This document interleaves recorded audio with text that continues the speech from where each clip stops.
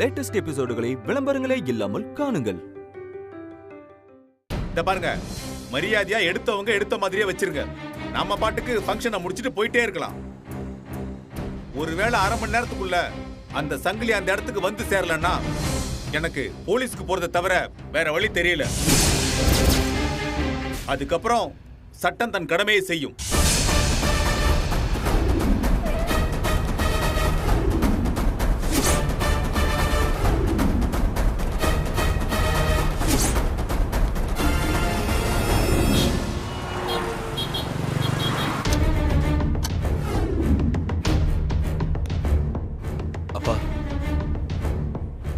என்னடா இத இப்படியே விட்டுறலாம்பா. இது நம்ம வீட்டு விசேஷம். நான் தப்பு பண்ணதாவே இருக்கட்டும்பா. நான் கிளம்புறேன்.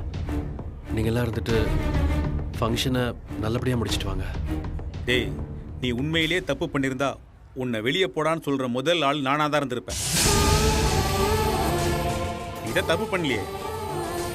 இப்ப கூட தப்பு பண்ணவனை பிடிச்சு கொடுக்கணும்னு நினைக்கல, அவனை காப்பாற்றணும் தான் நினைக்கிறேன். அவன் மாட்டேன்னு சொன்னாதான் கச்சேரியா இருக்கு. நீ போ.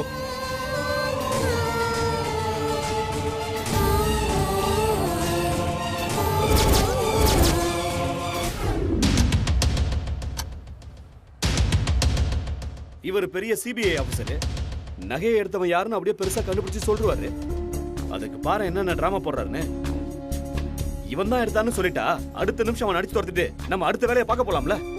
உங்க அப்பாவுக்கு அதெல்லாம் ஒண்ணும் தெரியாதுங்க. சும்மா ஏதோ குத்து மதிப்பா அடிச்சு விட்டுக்கிட்டு இருக்காருன்னு நினைக்கிறேன். ரவி எங்க இருந்து 5 பவுன் செயினை வாங்கிட்டு வருவான்? சபையில அசிங்கமாயிடுச்சு. உங்க அம்மா என் புள்ளைக்கு இப்படி ஆயிடுச்சுன்னு உங்க அப்பா கிட்ட கண்ணை கசிக்கிட்டு நின்று இருப்பாங்க. அதை டைவர்ட் பண்ணதா உங்க அப்பா ஏதோ டிராமா போட்டுக்கிட்டு இருக்காரு. ஆனா எந்த தைரியத்துல இப்படி பண்ணிக்கிட்டு இருக்காருன்னு தான் ஒன்னும் புரிய மாட்டேங்குது. அது எப்படி நீ அவ்வளவு உறுதியா சொல்ற? வீட்ல எத்தனை முறை நமக்கு பணத்தை தரேன், வீட்டை காலி பண்ணுங்கன்னு சொல்லிருப்பாரு. என்னைக்காவது தந்திருக்காரா? ஆக பாரு, பெரிய ஜேம்ஸ் பாண்ட் ஜெய் கணேஷ்னு நினைப்பா இருக்கு.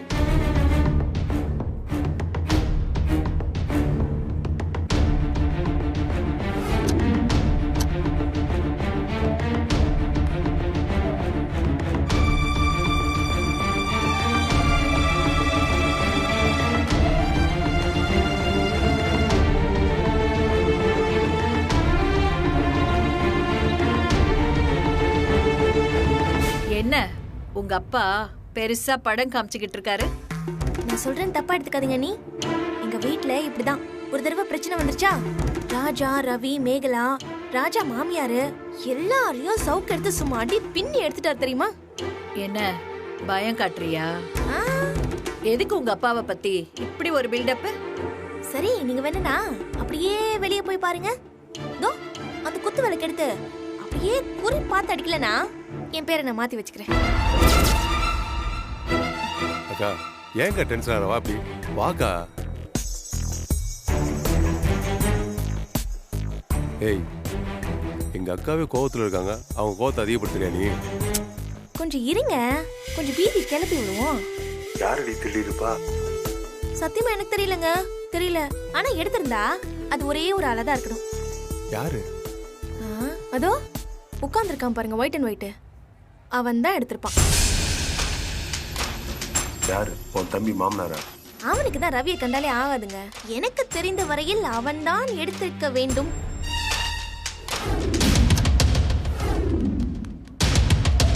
ஏயா இப்படி யாராவது திருடின நகைய கையில வச்சுன்னு இருப்பாங்களா? சின்ன இவனுக்கு குடும்பத்தை பார்த்தா போதும், சர்க்கஸே போய் பார்க்க தேவையில்லைன்னா பார்த்துக்கோயேன். இவனுக்கு என்னடான்னா நம்ம குடும்பத்தை பத்தி கேவலமா பாக்குறானுங்க. நகைய யார் தான் எடுத்திருப்பா? ஏய், சத்தியமா நான் எடுக்கலடி. நீ அதுக்கெல்லாம் ஓர்த்திலன்னு எனக்கு தெரியும். சின்ன ஒருவேளை நீ சரி யார பத்தி என்ன பேசுற? எடுக்கலதான், நான் சும்மா ஒரு பேச்சுக்கு சொன்னேன்.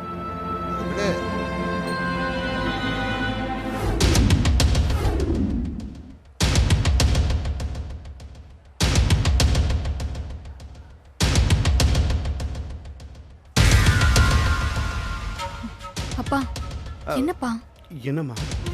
ஏன்பா டென்ஷனா இருக்கீங்க? ஏன் இப்படி உங்களுக்கு வேர்க்குது?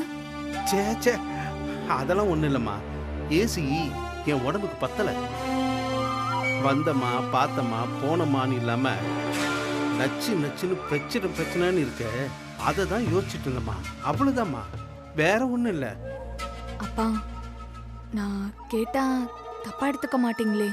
என்னம்மா கேளு. நீங்க அந்த நகைய... ஐயோ, என்னம்மா நீ என்ன போய் சந்தேகப்படுற? இல்ல, நீங்க ரவி மேல இருக்கிற வெறுப்புல எதுவும் பண்ணலையே. அந்த ஆளு வேற ஆதாரம் அது இதுன்னு சொல்லிட்டு இருக்காரு. சே அவனெல்லாம் ஒரு ஆளுன்னு நான் போய் இந்த சில்லற வேலையெல்லாம் பாப்பனா? விடுமா.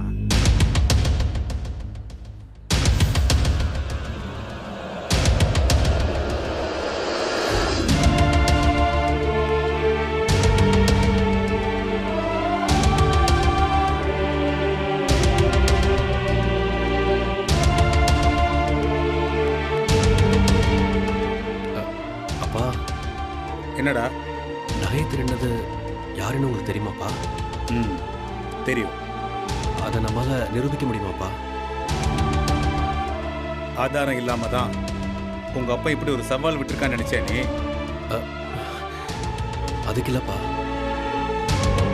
நம்ம குடும்பத்திலேயே ஒரு ஆள் இப்படின்னா நமக்கு தானேப்பா அது அசிங்கம். விட்டுடலாம்ப்பா. இந்த பாரு, தெரியாம ஒரு தரம் பண்ணியிருந்தா பெருசு பண்ணாம மன்னிச்சு விட்டுடலாம்டா. ஆனா தெரிஞ்சே வேணும்னு திரும்ப பண்ணிட்டு இருந்தா அதை பார்த்துட்டு சும்மா விடக்கூடாது. பார்ப்போம், அதான் டைம் கொடுத்துருக்கோம்ல. எடுத்த பொருளை எடுத்த இடத்துல கொண்டு வந்து வைக்கிறான் நானே பார்ப்போம்.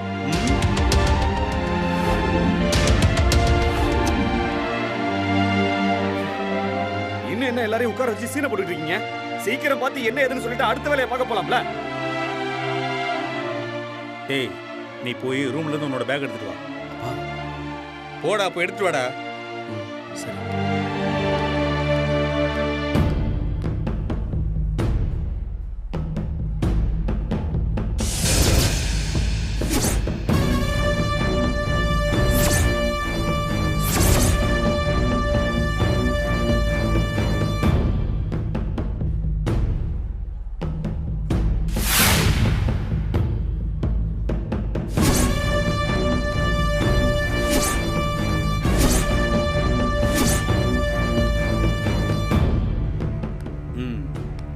திருடினவன் தான் தப்ப உணர்ந்து எடுத்த பொருளை இந்த பைக்குள்ள வச்சிருக்கானான்னு பாரு.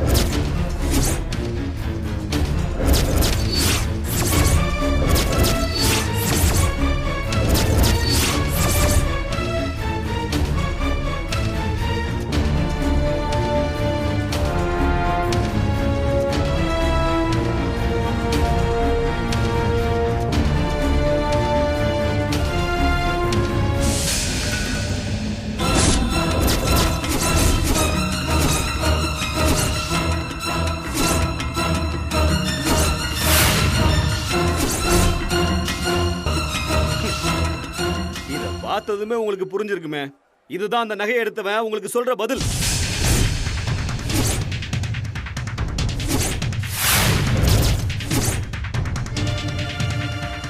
ஏன் இப்படி திரும்ப அவமானப்பட்டு எங்களையும் சேர்த்து அவமானப்படுத்துறீங்க?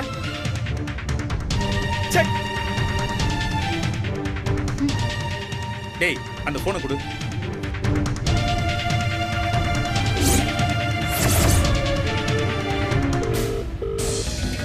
Hello, police station.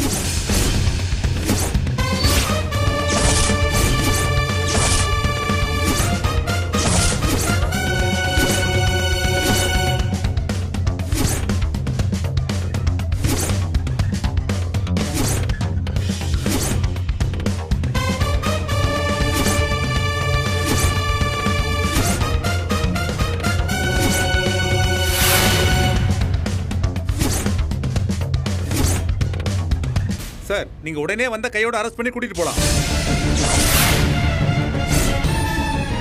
Okay sir, okay sir. இன்னும் 10 நிமிஷம் தான், எல்லாம் முடிஞ்சிடும். அப்புறம் நம்ம ஃபங்க்ஷன் தொடர்ந்து நடத்தலாம்.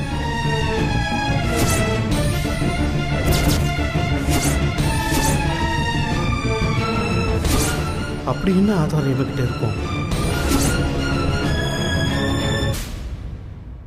ஏண்டி என்ன உங்க அம்மா ஒன்றும் செயின் எடுக்கலையே, ஆளை வேற காணும். இங்க பாரு, உங்க அம்மாவை போலீஸ் பிடிச்சிட்டு போச்சுன்னு வையேன், நான்லாம் போலீஸ் ஸ்டேஷன் வருவேன்னு நினைக்காத. 3 மாசம் ஜெயிலே இருக்கட்டும்னு விட்டுட்டு நான் பாட்டுக்கு நிம்மதியா இருப்பேன். ஏங்க எங்க அம்மா எங்கேயாவது திருடுவாங்களா? அவங்களுக்கு அந்த பழக்கம்லாம் கிடையாதுங்க. நீங்க வேற ஏதாவது ஒன்று பேசிக்கிட்டு அவங்களே உடம்பு முடியாம தூங்கிட்டு இருக்காங்க ரூம்ல. அதெல்லாம் சொல்லாத, உங்க அம்மா பண்ணக்கூடிய ஆள் தான். எங்க அம்மா பண்ணக்கூடிய ஆளா? ஆமா ஆமா. சும்மா இருங்க நீங்க வேற.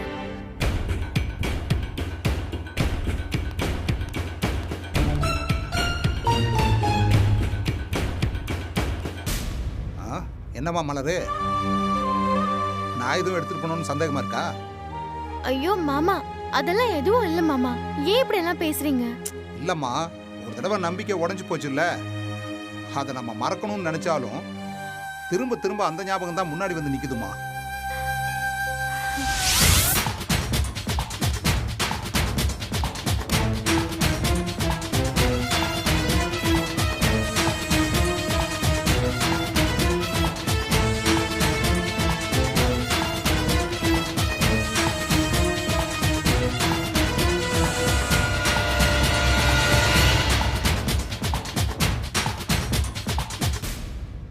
நான் உங்ககிட்ட கொஞ்சம் பேசணும். சொல்லுமா, என்ன விஷயம்? செயின் எடுத்தது யாரு? எடுத்தது இல்லம்மா, திருடினது. சரி, திருடினது யாரு? அதுக்கு தாம்மா போலீஸ் வர சொல்லியிருக்கேன். அவங்க வந்த உடனே தெரிஞ்சிடும். ஏன் என்கிட்ட சொல்ல மாட்டீங்களா? அவங்க வந்த உடனே எல்லாருக்கும் தெரிஞ்சிட போகுது. இதுல உனக்கு மட்டும் என்ன தனியா சொல்றது? எங்க அப்பாவா? சொல்லுங்க, எங்க அப்பா தான் செயின் எடுத்தாரா? இங்க பாருங்க, எங்க அப்பாக்கும் உங்க பிள்ளைக்கும் என்ன பிரச்சனை போயிட்டு இருக்குன்னு உங்களுக்கு நல்லாவே தெரியும். எங்க அப்பா இந்த செயினை ஆசைப்பட்டு எடுக்கணுங்கிற அவசியம் இல்ல. ஒருவேளை உங்க புள்ள மேல இருக்கிற கோவத்துல அவர் தான் அதை எடுத்திருந்தாருன்னா அதுக்கான ஆதாரத்தை காட்டுங்க. அவருக்காக நான் மன்னிப்பு கேட்டுக்கிறேன். சொல்லுங்க, எங்க அப்பா தான் இந்த காரியத்தை பண்ணாரா? உங்ககிட்ட உண்மையிலேயே ஆதாரம் இருக்கா? இந்த பார், அந்த நகை திருடினது இந்த கூட்டத்தில் இருக்கிற ஒருத்தன் தான். அதோட விடாம அவனும் மத்தவங்களோட சேர்ந்து ரவிய அவ்வளவு அசிங்கமா பேசியிருக்கான். அப்ப கூட அதை நான் பெருசுப்படுத்தாம அவன் பண்ண தப்ப திருத்திக்க ஒரு வாய்ப்பு கொடுத்தேன். அதுக்கு பதிலா அவன் என்ன பண்ணான்? தலைமுடியோட ஒரு சீப்பை கொண்டு வந்து அதை ரவியோட பையில வச்சுட்டு போயிருக்கான். அதை பார்த்தா அவன் ஒரு முட்டாளா இருக்கணும், இல்ல எங்களெல்லாம் முட்டாளாக்கணும்னு நினைச்சிட்டு இருக்கணும். இங்க பாரு, அவங்கிட்ட எல்லாம் பாவம் புண்ணியம் இதெல்லாம் பாக்குற ஐடியாவே இல்ல. நான் அது எங்க அப்பாவான்னு கேட்டா நீங்க பொதுவான பதில சொல்றீங்க. நான் தான் எங்க அப்பாவுக்காக மன்னிப்பு கேட்க தயாரா இருக்கேன்னு சொல்லும் போது நீங்க ஏன் இவ்வளவு பிடிவாதம் பிடிச்சிட்டு இருக்கீங்க? இங்க பாருங்க, என் அப்பா இதை செஞ்சிருப்பாரான்னு எனக்கு தெரியாது. ஒருவேளை அவர் பண்ணிருப்பாரோங்கிற எண்ணத்துல தான் நான் இதை கேக்குறேன். எங்க அப்பா சபையில அவமானப்படுறத பாக்குற சக்தி எனக்கு இல்ல. இது மொத்தமாவே ஒரு டிராமாவா கூட இருக்கலாம்ல. எங்க அப்பா இதை செய்யலங்கிறதுக்கு எந்த ஆதாரமும் இல்லாம இருக்கலாம். சரிங்க, எது வேணாலும் இருக்கட்டும். ஆனா அவருக்காக நான் மன்னிப்பு கேட்டுக்கிறேன். அவர் தான் சொல்லுங்க. இங்க பாருங்க, அப்படி அவர் இல்லனா அதையாவது சொல்லுங்க.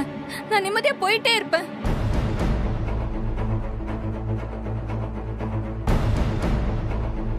இந்த பார், இது யாரோடதுன்னு வேணா தெரியாம இருக்கலாம்.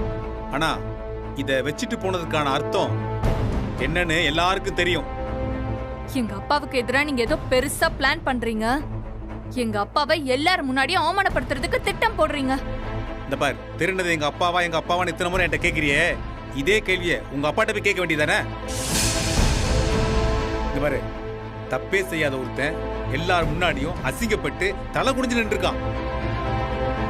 தப்பு செய்யாதவனை பார்த்து கை கூட்டி சிரிச்சிருக்கீங்க. தப்பு பண்ணாதவனுக்கு நியாயம் கிடைக்கணும், தப்பு பண்ணவனுக்கு தண்டனை கிடைக்கணும். அவ்வளவுதான். இதுக்கு மேல நான் சொல்றதுக்கு ஒண்ணு இல்லை.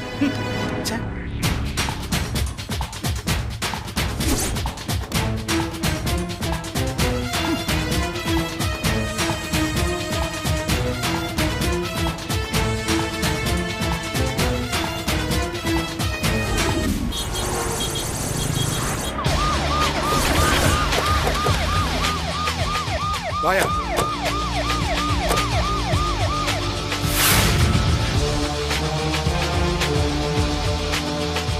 வாங்க சார். இங்க 100க்கு யார் ஃபோன் பண்ணது? நான் தான் sir.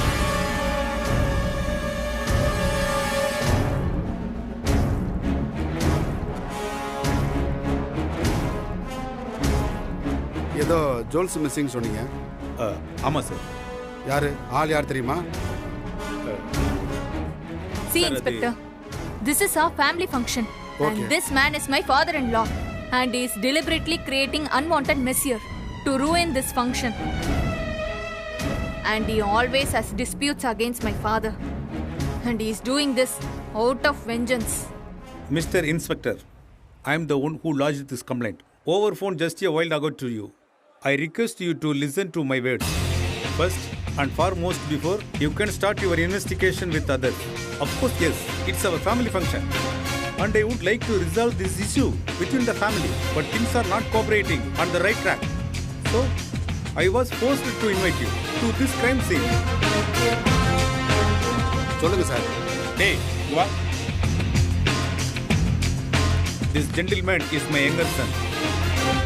And he is allegedly reported as a fraud by these people. But the man behind this fraudland is Tanigachalam.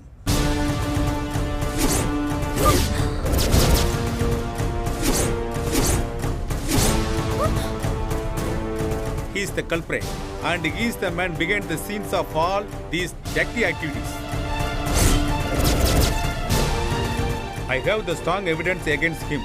I can prove it right now. நகை எப்படி காணாம போச்சுன்னு கொஞ்சம் டீட்டெயிலாக சொல்றீங்களா சார்?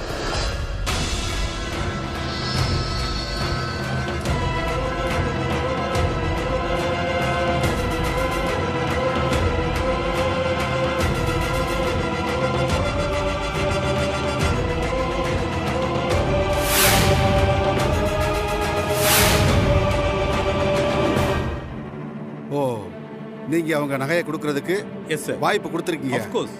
ஆனா அவங்க அதை வைக்கல. சார், எவிடன்ஸ் ஏதாவது இருக்கா? இருக்கு சார். டேய் விஜய், வாடா. தாத்தா. டேய், நீ எங்கடா அங்கலாம் போயிட்டு இருக்க? போய் விளையாடு போ. சார், என்னோட ஆதாரமே விஜய் தான் சார்.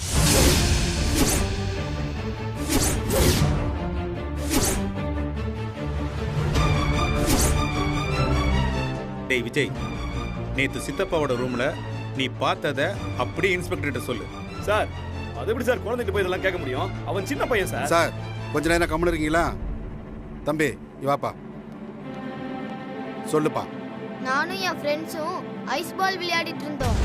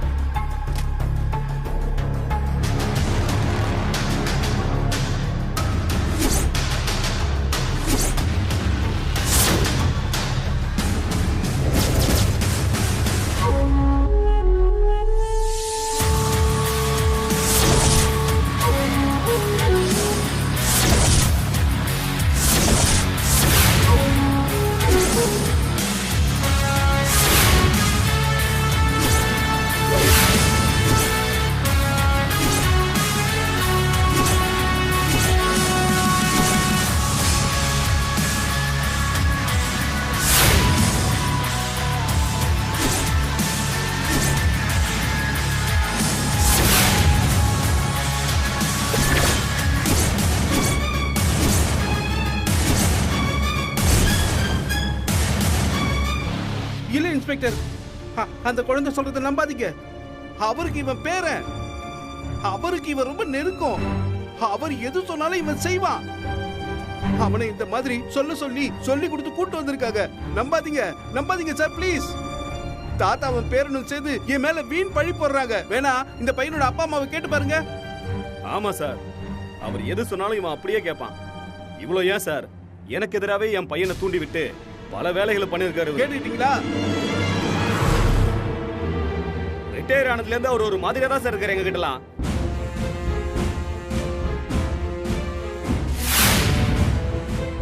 ஆமா சார், இவர் சொல்றது அத்தனையும் கரெக்ட் தான். என் புள்ளைய வசியம் பண்ணி உங்க 2 பேரும் அவங்க பக்கமே வச்சுக்கிட்டாங்க. தம்பி, உனக்கு உங்க அப்பா பிடிக்குமா உங்க தாத்தா பிடிக்குமா? எனக்கு தாத்தா தான் பிடிக்கும். அப்போ தாத்தா எது சொன்னாலும் செய்வீங்களா? தாத்தா எது சொன்னாலும் செய்வேன். முடிஞ்சு போச்சு. கேட்டீங்களா? இந்த பையன் சொன்னது நல்லா கேட்டீங்களா? இருங்க. ஒரு குழந்தைய அந்த ஆள் எப்படி எனக்கு எதிராக பேச வச்சிருக்காருன்னு பாருங்க சார். சாரி சார், பையனோட அம்மா அப்பாவே பையன் உங்க பேச்சை கேட்டு பொய் சொல்ல வாய்ப்பு இருக்குன்னு சொல்லும்போது அவரோட ஓரல் ஸ்டேட்மெண்ட்டை நாங்கள் விட்னஸாக எடுத்து எந்த ஆக்ஷனும் எடுக்க முடியாது சார்.